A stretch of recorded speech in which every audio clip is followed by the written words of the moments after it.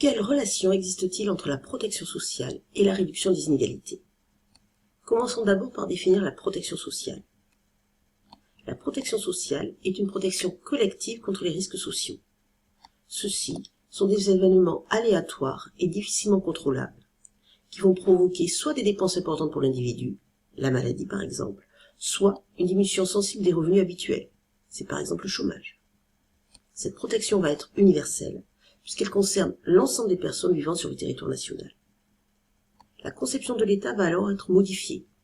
On passe d'un État gendarme, avec des fonctions régaliennes, armée, justice, police, à un État providence. L'État intervient alors dans le domaine social, notamment grâce au système de protection sociale.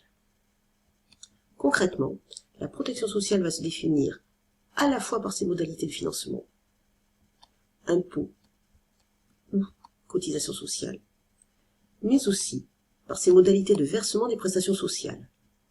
Celles-ci sont des transferts versés à des individus ou à des familles. On peut alors distinguer plusieurs types de prestations sociales. D'abord par leur forme. En espèces, ce sont les indemnités journalières par exemple. En nature, le remboursement des frais médicaux, mais aussi par leur mode d'attribution. Les prestations sociales peuvent être dépendantes d'une cotisation préalable. Elles peuvent être universelles, c'est-à-dire accordées sans condition de ressources, ou être soumises à un niveau de revenu inférieur à un certain seuil.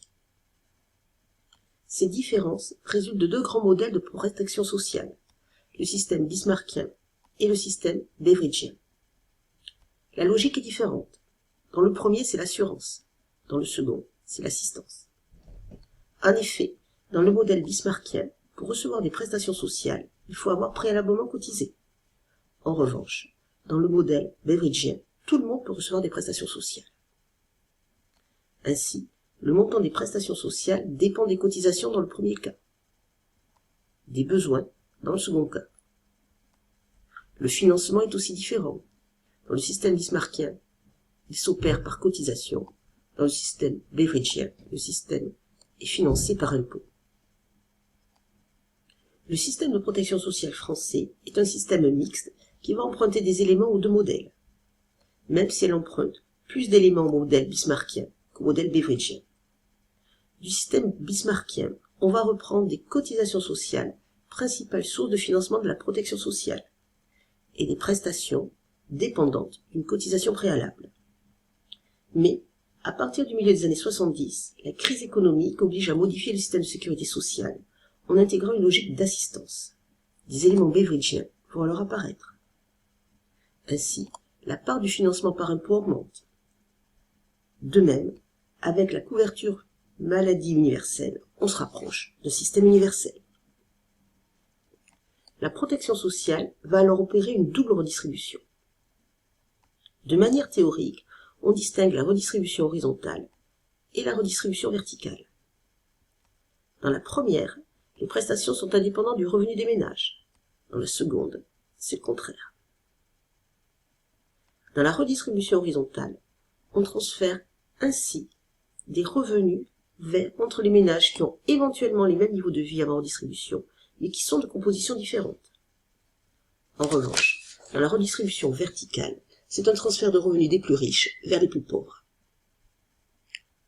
Ainsi, la réduction des inégalités n'est pas un objectif dans la redistribution horizontale, alors que c'est un but essentiel dans la redistribution verticale. En réalité, ces deux logiques seront imbriquées. Par exemple, impôt sur le revenu et minima sociaux entraînent une redistribution verticale, puisque ce sont des transferts de revenus des plus riches vers les plus pauvres. Mais ils assurent aussi une redistribution horizontale, car à revenu donné, leur montant varie selon les caractéristiques du ménage.